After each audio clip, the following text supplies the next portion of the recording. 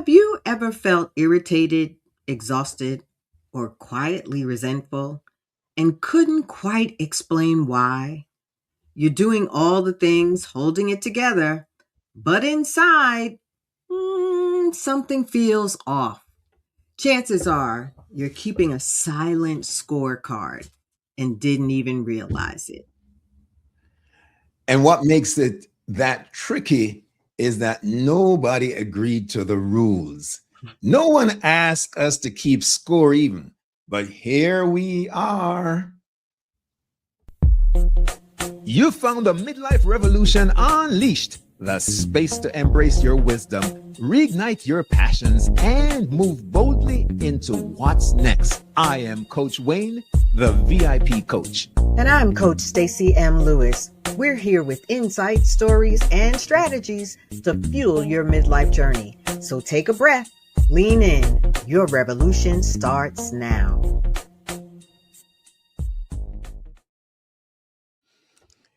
Hey, Coach Stacy, good to see you. It's always beautiful sharing this platform. How are you?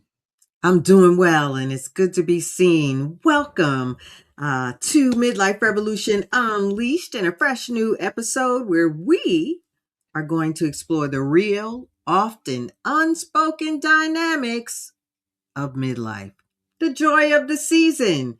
We'll be unpacking the silent scorecard and how those unspoken expectations, that emotional labor and those invisible roles can quietly turn into resentment and what to do about it. How are you doing today, Coach Wayne? Hey, I am well, Stacy, and good evening, good morning, good afternoon, good somewhere, someday.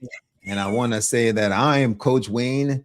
I work with midlife men, helping them to navigate midlife so that their second half can be their best half. Stacy, we're talking about scorecards, and we're coming up on big sports weekend, and you know, it's just happening everywhere, right? Lots of post and pre games and all that good stuff is happening and has happened. And so people have been keeping score all along this season. And so do we in the midlife season, but our scores are a little bit different. Our silent scorecard is the mental leisure we keep of what we do, what we carry, what we wish others would notice. And sometimes it's not even intentional. We just almost, we just do it because we're so accustomed to doing that. We are in the head, in the mind, doing this stuff. It's a burden sometimes. Yes, indeedy. You are absolutely right with all the scorekeeping and excitement around the Olympics and, competition and all of that. And it is that mental leisure that you talked about, because that resentment often forms when our expectations go unspoken. And I'm sure, I know that you've also coached some couples, right? And it is often that lack of communication, right? That unspoken expectation of they should be able to read my mind, right? They should know what I want. They should know what I need. And those unspoken expectations just remain emotionally binding because we're not talking about it. We're just Yeah, building that resentment. yeah. And to your point, we're not judging. Resentment is not a moral failure. It really is a signal. And we like to talk about paying attention to what's happening in our world so that we use it as feedback and not as ways of self-punishment, Yes, yes. self-flagellation. Yes, yes, and it's not the blame game, right? It's not someone else causing your resentment. It really is taking the opportunity to look at ourselves and notice if resentment is showing up after we've come through a season or a time span where we keep saying, I've got it. I've got it. I'll take care of it. I'm good. We got this. I'll take care of it. And we realize that all of those I got it's, right? When we took it on, has actually begun to build a little resentment. So it is the noticing of that showing up and how and what is taking place. Yeah, I see resentment happening sometimes with, and I'll admit, I've resented sometimes taking up, working with someone on a project in the past. And you know what it is? When you are capable and you can get something done, you get what? More of it. And so, in terms of doing teamwork, I've resented the fact that I've had teammates that know that I can carry the load and it's going to happen no matter what. So they kind of let back. Hey, Stace, I've learned since that, boy, I just do what I'm responsible for. I can't be responsible for someone else's Mm. being or doing. And so I got to let that stuff go. And I'm saying, you at midlife, it's about time you let go some of the false expectations that you carry around on yourself. So it's such an interesting season as well. We talk about the fact that some of us are in the sandwich generation, right, where we're taking care of our offspring, whether they be younger, older, or adults.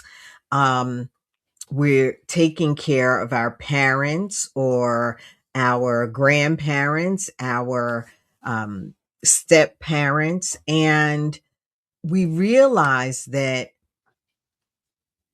either we have become or we have taken on being the default caregiver, right? Like, I know I was the default caregiver when my dad was alive, and it was taking on the responsibility in part because I was the most available, right? And the closest.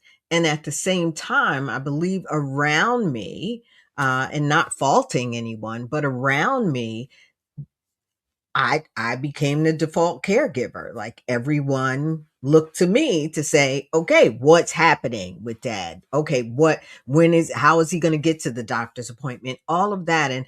And so, um, it is the roles that we sometimes loudly inherit and sometimes quietly inherit in midlife without that ability to negotiate or renegotiate, and being the silent caregiver is one of those examples.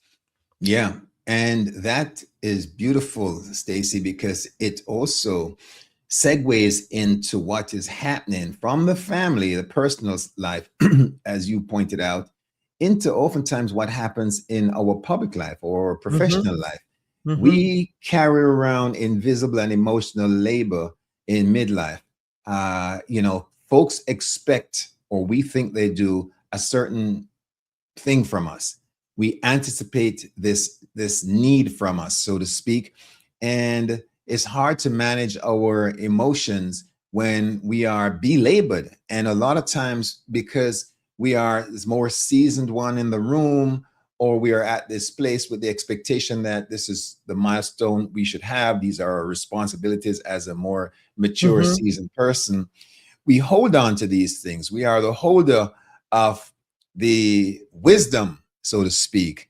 And that is invisible emotional labor, I think, as well, that we have to learn to let go. Yeah, I think in women, that invisible emotional labor, whoo, that's a mouthful, um, shows up in times because of the perceptions or the expectations of, being the superwoman, throwing on the cape, being the strong black woman. The reality is that those expectations, whether they be self expectations or external expectations, are part of that invisible labor. I mean, it is that's some heavy stuff to carry, and we have to recognize that it is the fact that that level of load can breed or cause us to feel resentful Yeah. that this is the expectation or this is the perception that I need to project. Yeah.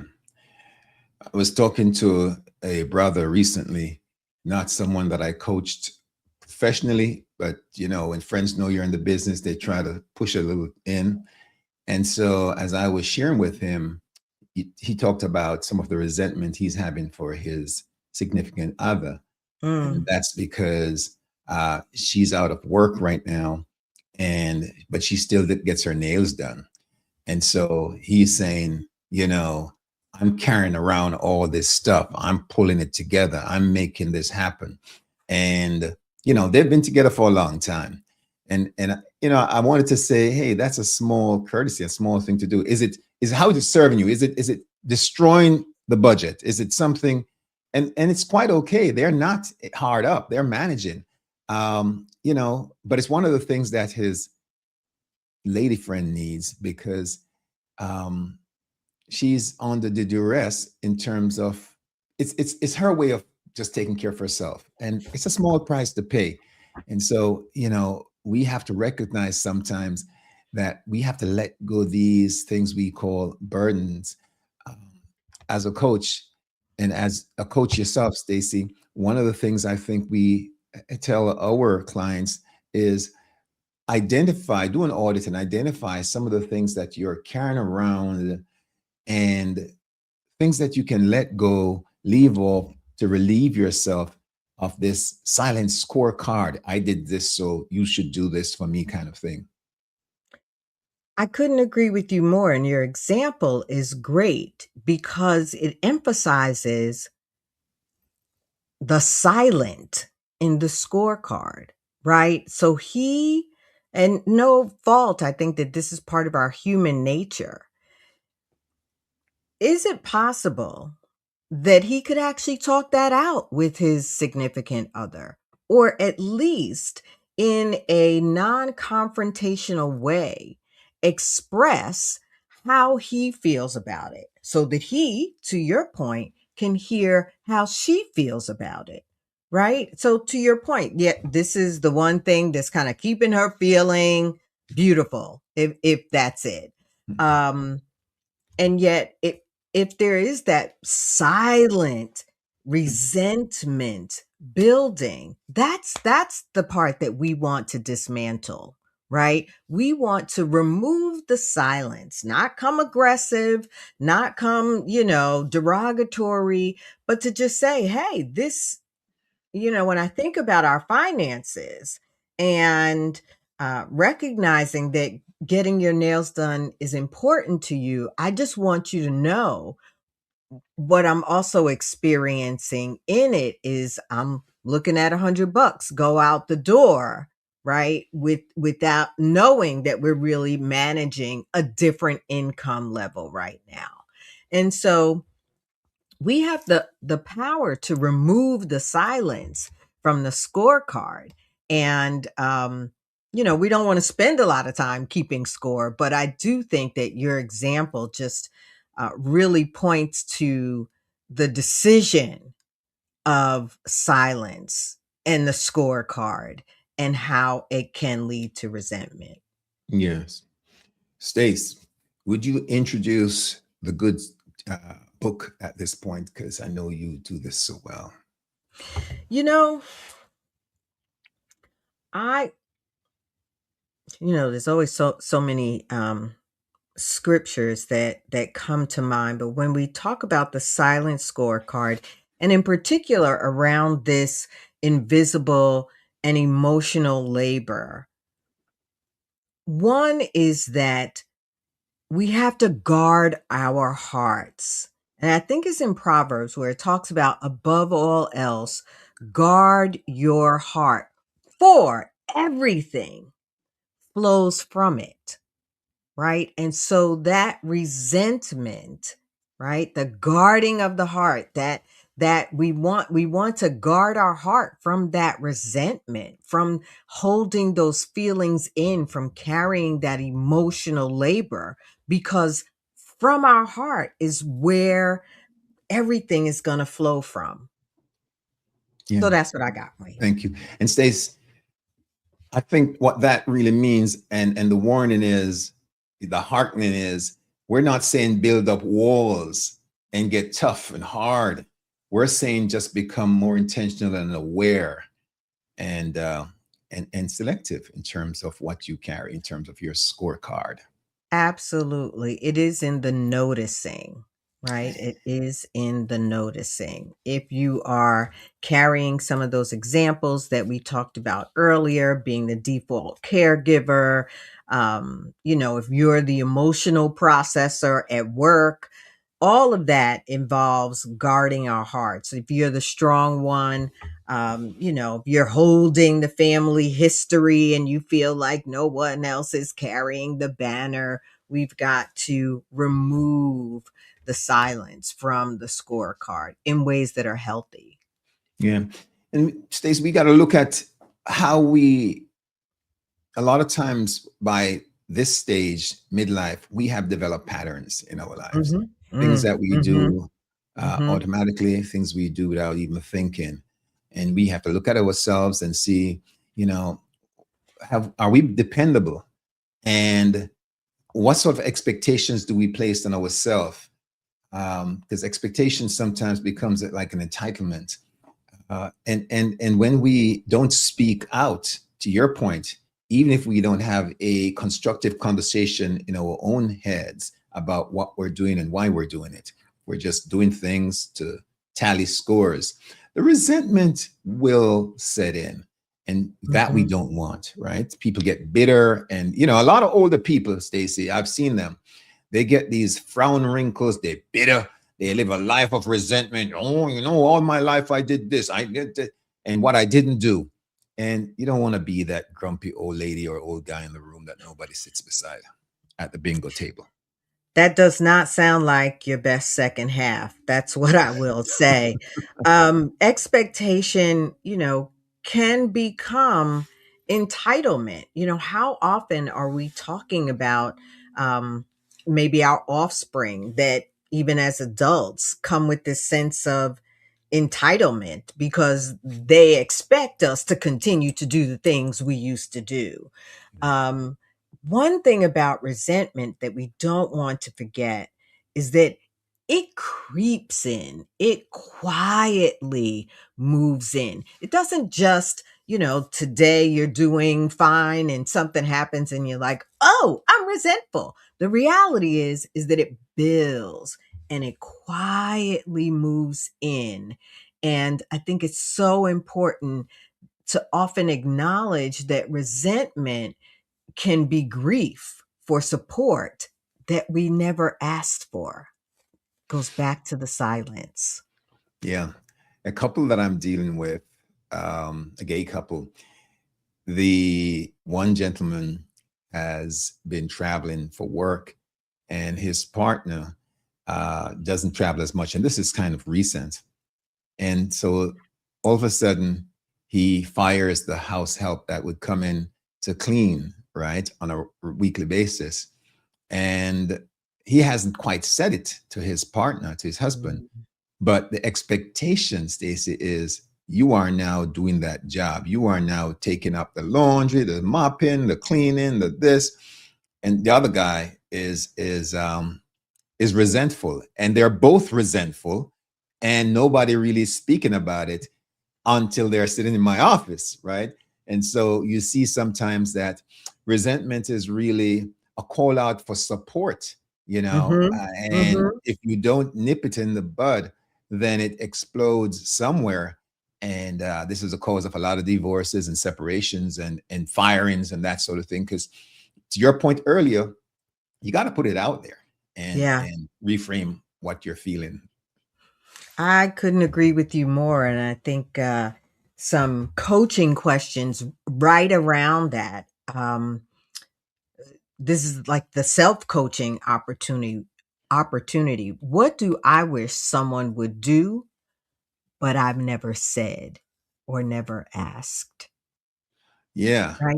To that point of, I wish you would mop the floor, but I'm just gonna cancel the housekeeping and not Yeah. say that this is what I hope we can work out now, right? Yeah. What do I wish someone would do? But I've never said, I've never asked. And the Yeah. second question is, what am I hoping they'll just notice? Yeah. Yeah. Stacy, I got stories all day long, right? It's almost like I grew up with a grandmother, but I didn't. But Stacy, I'll tell you, um, Audrey comes in and she works out of the house, her business, and then private practice. And sometimes we don't get a chance to cook every night. We certainly can't. I'm home in the day and I only cook once in a while anyway. And I prefer when she cooks. Can't tell you why. But when she's cooking the food, she goes into it. And I always say, "You're cooking with love, baby," because I don't want it to feel like, I don't care. But then she says, "Taste, taste," and she's all happy. Once in a while, maybe a little too much of something got away. She likes a little spice. And the first thing I'll say is, now she's slaving over that kitchen. First thing I'll say is, "Oh man, too spicy." And then I catch myself because I say to myself, not that she will, but I don't want her to. I catch myself quickly and I say, that could build up some resentment because so Mhm. much love and labor has been put in and effort. Here I am, rather than just appreciating for what it is. My first thing is to point flaws.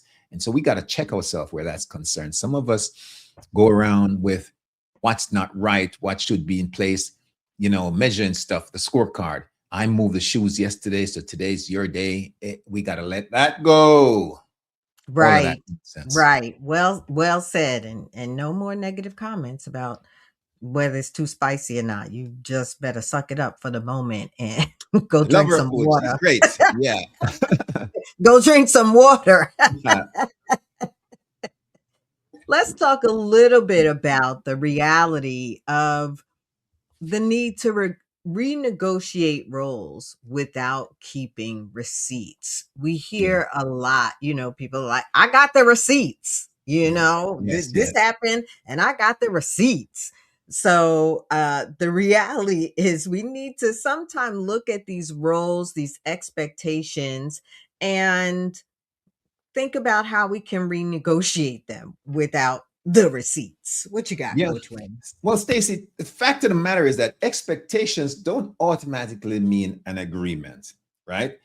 If you expect something of someone, you need to get an affirmation or an agreement or a renegotiation because now you move off with the expectation that, I'm off today and Wayne is going to take my car to the garage. But guess what? Wayne is not going to the garage today. So you come home and the car is still sitting and you're like, oh, what happened? I thought you were home. You're going to.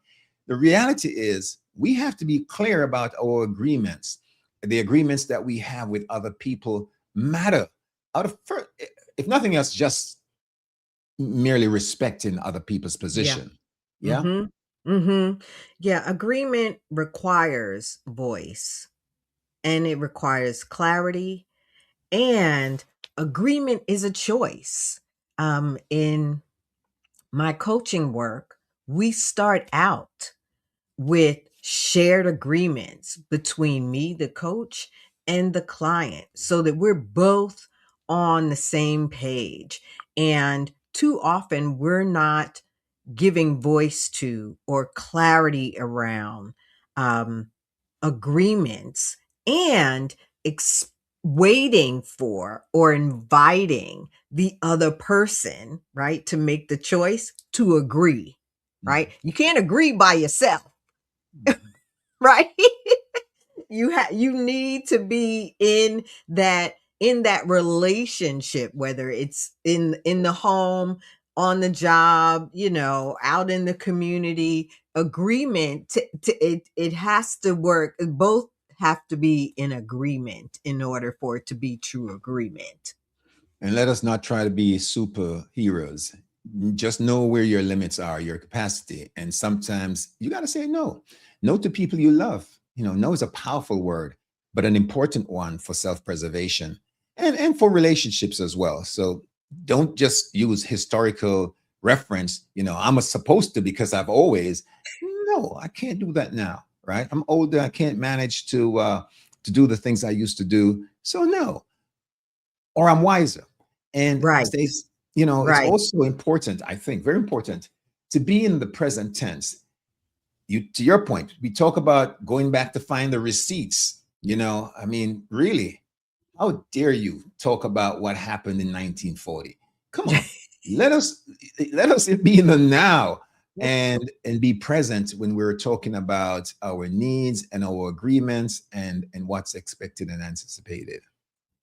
Yes, yes, and yes. When we talk about renegotiating the roles, we have to make sure that we're clear about what the roles are before we even start to renegotiate it. And to your point of that, using the present tense, right? Speak from capacity, like what I can do, not martyrdom. Like, oh, I can do this and I can do that and I can, I can take it all on, which is then going to breed some of that silent resentment. But speak from capacity. Like right now, I have the capacity to take that on, but I don't have the capacity to take this on as well.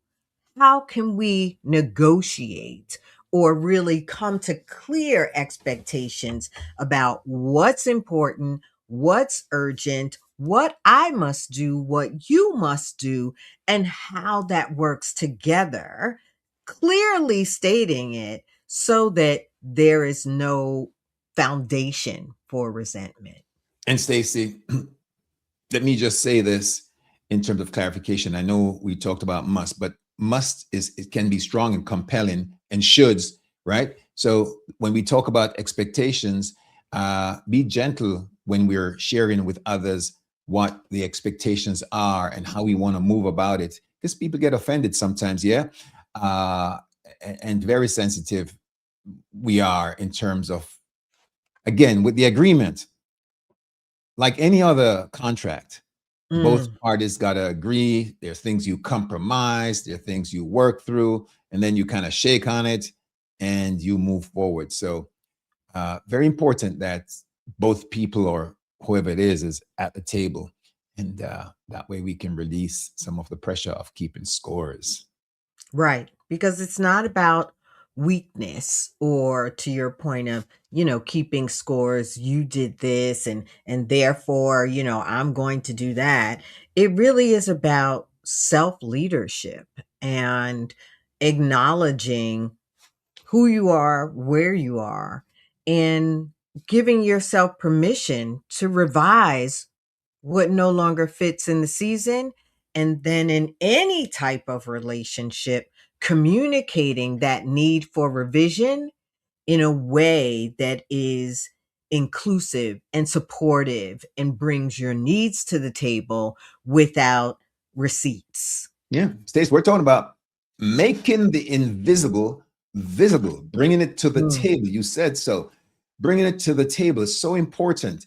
And it starts with self, with moi. You can't go out and speak about things that you haven't acknowledged.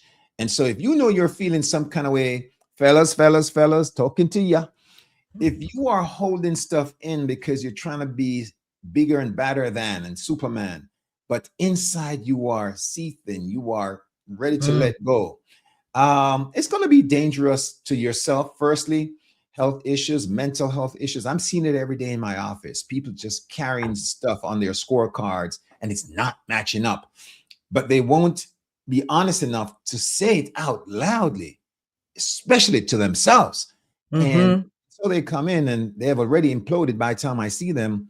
And now we got to do some damage control. Yeah, yeah, yeah, that the question of where am I over functioning to avoid discomfort, right? To avoid the conversation, to avoid acknowledging how I'm feeling right now. I'm over functioning. I'm just plowing through. And that always breeds resentment. And really looking at how we can seek opportunities and pursue opportunities to change. Yeah. Stace, a little more of a good word, if you will. I think it really is about acknowledging that wisdom, right, which is all throughout the Proverbs, but that wisdom really begins with honest inventory. We have to look at ourselves honestly, not with judgment or harsh criticism, but with honesty. And so, even as we pursue the conversations that are to bridge the gap around resentment or mitigating resentment, it all starts with looking at ourselves honestly. Like, what is or has been my role in this?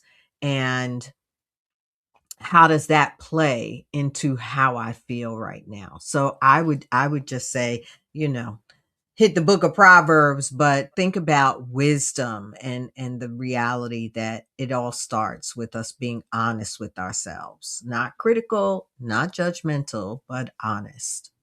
Thank you, Stacy. I know I can always count on you for that. Stace, I'm gonna roll up my sleeves because I got to talk to the people about homework. I love to give homework. Stacy, here's a bit of homework for folk listening in. Go back, or well, look at patterns, but be in the here and now as you do it. So you're only going back to get data, right? And I like the journaling piece, Stacy, but you can do it any other way you want as well. Identify what causes irritation Mhm. about you and in you or from other people. What shows up, what bothers you, and what are the triggers, what are the causes? And journal it, speak it to your therapy, write it Mhm. down, whatever you got to do, draw it out, uh, but get it out there. And I'm going to say, do this intentionally starting today or tonight after this show, and just take some time. You know what's bothering you. You know there are things that you feel that makes you kind of raise your lip, look at people a certain kind of way, and for the Jamaicans and the Caribbean people, you do this. Your chips in, huh? Yeah, yeah, yeah. If you're finding yourself doing too often, you better check out what's triggering that. I think I would add to your homework or home play, however one decides to put it away, I like that. um, that it's important that we pay attention to ourselves and spend some time really noticing those moments that we feel those ways or those triggers in the moment that cause us to feel a way. So often we plow through the day, Wayne, and, even thinking about it from the journaling aspect, don't wait until you get the pen in your hand to pay Yeah, attention. yeah, Pay attention as the day and the week goes on so that you've really begun to notice how you're truly feeling, right? yeah, Goes back to that being honest with ourselves, but to notice how we're truly feeling and begin to then kind of pursue those questions of understanding the irritation and the expectations and did I talk about this? Did I mention that to the person that really gives me a bad vibe or a negative feeling? Or did I just hold it in and now I just feel worse? That noticing I think is critical. yeah. Stacy, uh, I want to remind folks, and we're not closing yet because I have a little something. I got to It's Black History Month, and I got to tell you why I'm wearing this today. Outside of All that, because right, all right, all Black. right. So before we even get to there and give some folks some affirmations, Stacy, how do the folks reach you for some of that good coaching? Well, my heart's desire is to really add value. And so, I'm here to serve as a power partner to women who are really looking to magnify their worth, to obtain clarity around their limiting beliefs, increase the reality or the validation of their dreams and experience a life that feels good right now. I can be reached on your socials, which you might be streaming this from, as well as my website at thestacymlewis.com. Always in the show notes. What you got, Sir Wayne? Me too, Stace. You could reach me at viptransformativeliving.com, and all of my social handles are there. And if you want to send me a DM on wherever you're hearing me today, just do that. I'm happy to drop you my self-assessment to kind of get you up to speed with your next step. Love it, love it, love it. Affirmation, Stace? Affirmations. I don't need to suffer silently to be valuable. And midlife is allowed to come with some renegotiations. And I can honor my capacity without guilt. That's right. Clearer is kinder than resentment. Clarity is kinder than resentment. That is so true. It's kinder to you and kinder to the others. So our word of encouragement is you don't need to burn the scorecard down. Just stop letting it run your life. What you got, Wayne? Stace, you see what I'm wearing here? Handmade. Down in Ghana. Got it at my naming ceremony. And this is my African name. Yo Danso. And Yo represents the child of Thursday. See, I was born on a Thursday. So there's a female version to women born on Thursday, but your first name shows us oftentimes has a notation for the day you were born. Okay. Yo, and this is Danso. So that's the family name, and it really represents leader, strength, steadiness, that sort of stuff. So that's who I am. Yo Danso.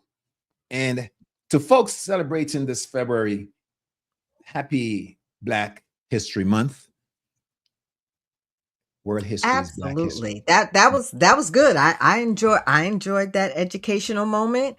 I encourage you to keep sharing and to honor your history, our culture, and those that have gone before us to really pave the way that you and I could sit here and host the Midlife Revolution Unleashed. I'm cheering you on. And I'll see you at the top. Thanks for tuning in to Midlife Revolution Unleashed. We're grateful you're part of this journey. If you love this episode, share it, subscribe, and hit that notification bell so you don't miss another episode. I'm Coach Stacy, and I'm cheering you on. And I'm Coach Wayne, and I'll see you at the top.